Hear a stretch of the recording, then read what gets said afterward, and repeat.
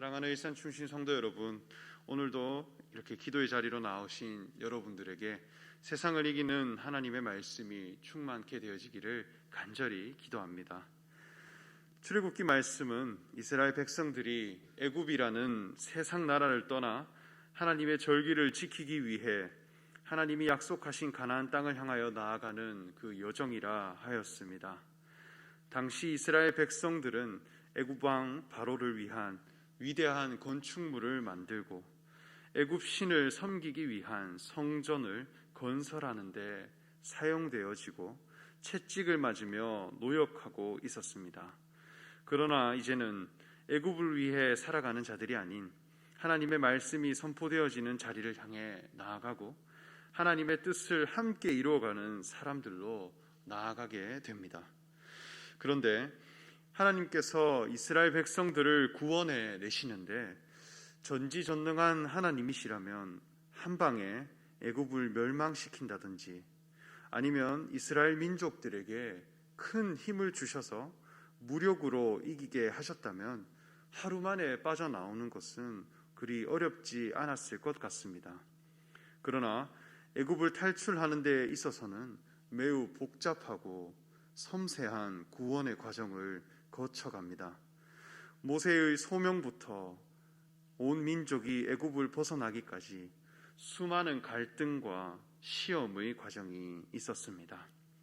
이것이 기록되어져 오늘 우리에게 하나님의 말씀이 되는 이유는 오늘날 살아가는 우리도 세상을 이겨나가는 과정을 하나님과 함께 거쳐가야 하기 때문입니다.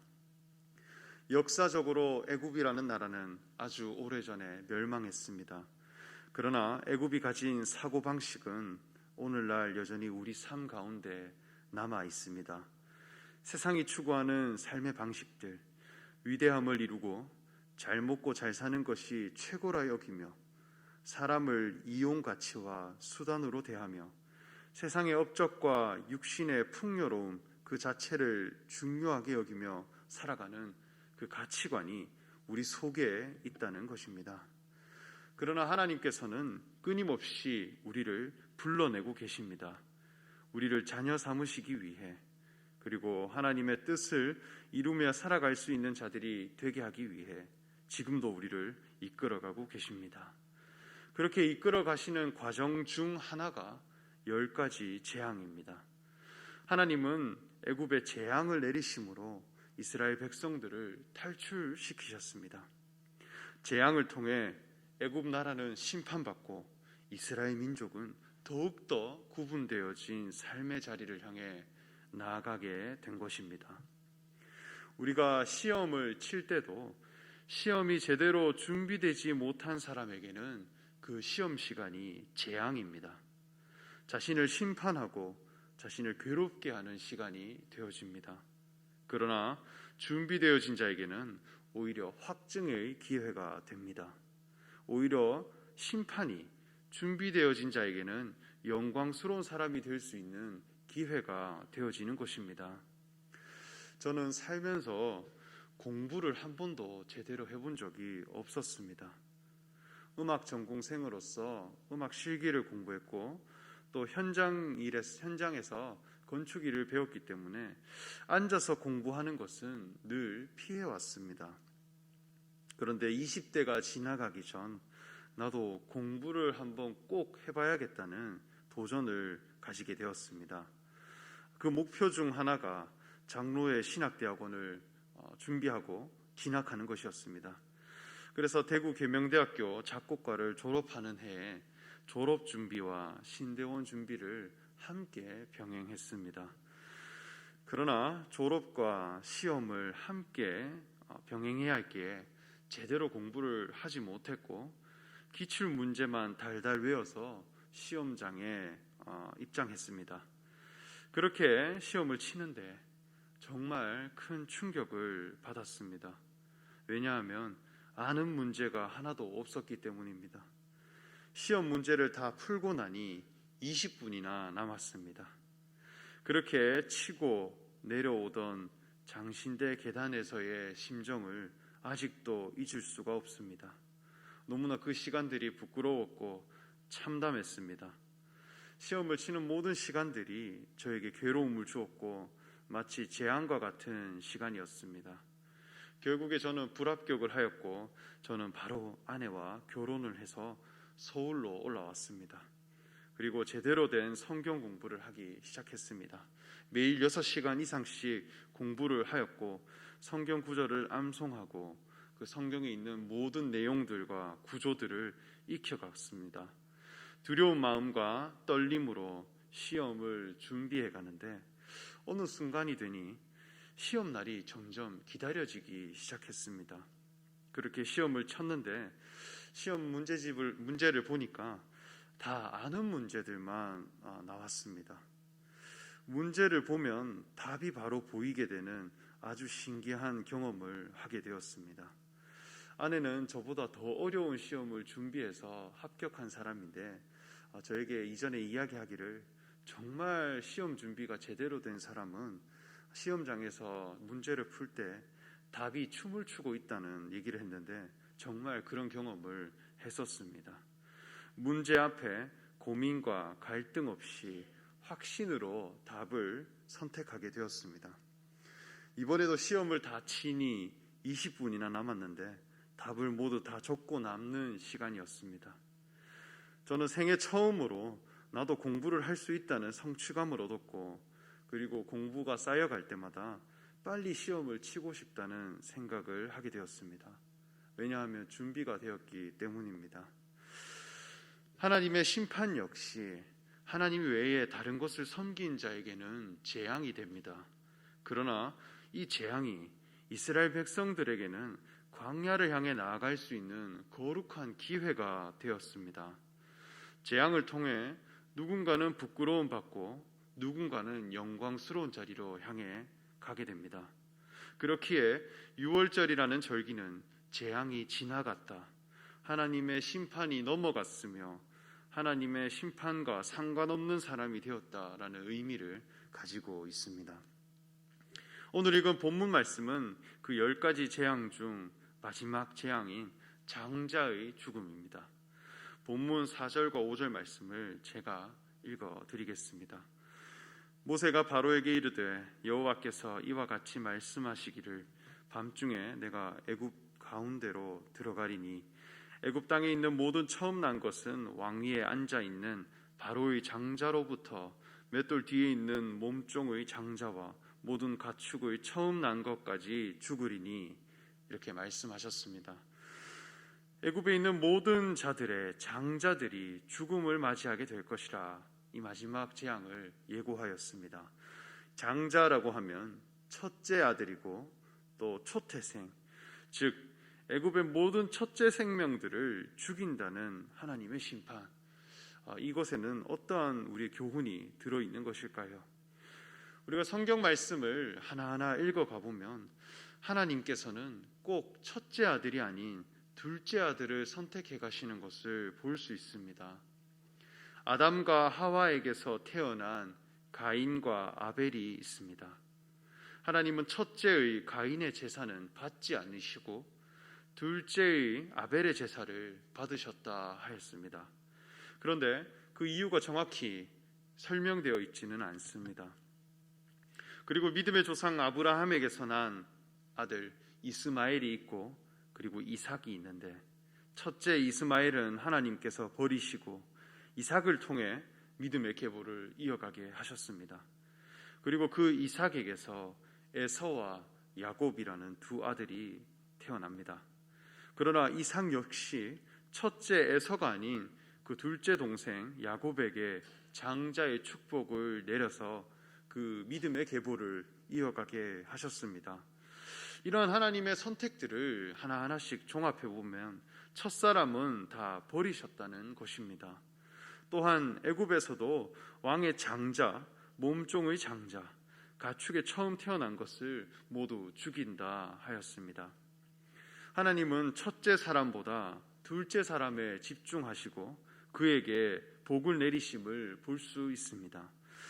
사도 바울은 고린도전서 15장 45절에서 47절에 기록된 바 첫사람 아담은 생령이 되었다 함과 같이 마지막 아담은 살려주는 영이 되었나니 그러나 먼저는 신령한 사람이 아니요 육의 사람이요 그 다음에 신령한 사람이니라. 첫사람은 땅에서 났으니 흙에 속한 자이거니와 둘째 사람은 하늘에서 나셨느니라. 이렇게 말씀하셨습니다. 땅과 육에 속한 사람은 첫사람이라 하고 하늘과 영에 속한 자는 둘째 사람이라 이렇게 구분하고 있습니다. 하나님께서 사람을 창조하실 때 먼저는 흙으로 사람을 지으셨고 그 다음에 그 코에 생기를 불어넣으셔서 하나님의 생명이 되었다 했습니다. 우리는 먼저 흙으로 지음받은 인생입니다. 사람의 육신도 모두 흙으로부터 온 것이며 짐승도 흙으로부터 왔습니다. 전도서 3장 18절에는 내가 내 마음 속으로 이르기를 인생들의 일에 대하여 하나님이 그들을 시험하리니 그들이 자기가 짐승과 다름이 없는 줄을 깨닫게 하려 하심이라 하였노라. 다 흙으로 말미암았으므로 다 흙으로 돌아가리니 다 한 곳으로 가거니와. 이렇게 말씀하십니다. 그저 육체로는 사람과 짐승이 다를 바 없는 흙으로부터 온 존재라는 것입니다. 그런데 하나님께서는 사람을 흙으로 만든 육체에 머물게 하지 않고 하나님의 생기를 불어넣으심으로 하나님의 생명이 되게 하셨고 둘째 사람이 되게 하셨다는 것입니다. 그러므로 하나님의 영으로 말미암아 살아가는 자는 육에 속한 자가 아닌 영에 속한 자요 하나님의 자녀요 그리스도라 말합니다. 그러므로 우리의 첫사람은 육체의 삶이요 하나님의 영으로 말미암아 거듭나게 된 이 그리스도의 생명이 우리의 둘째 사람이라 할 수 있겠습니다. 그러나 그저 육체를 위한 삶 그 자체를 위해 살아가는 자는 하나님 앞에 버림받게 될 것이요 하나님께 영광을 돌리지 못하게 될 것입니다. 농부의 관심은 열매입니다. 흙이 있다면 그 흙에 씨를 심어서 열매를 거두기 원하는 것이 농부의 마음입니다. 흙 자체를 거두시는 분이 아닙니다. 사도 바울도 예수 그리스도를 이제는 육체대로 알지 않겠노라 선언하였습니다. 육체에 속한 삶은 몸을 가지고 수고하고 애쓰고 노력하고 이루어내야 영광을 얻는 세계입니다. 애굽이 가진 영광이라고 하는 것은 위대한 건축물과 사람의 노력으로 이루어낸 소유물들입니다. 이러한 것은 모두 사람의 육체의 수고로움과 신념과 노력으로 이루어진 것입니다. 마치 땅에서 바벨탑을 세워 하나님께 이르려 하는 생각과도 같습니다. 이러한 육체의 삶은 하나님께 버려지게 될 것이다.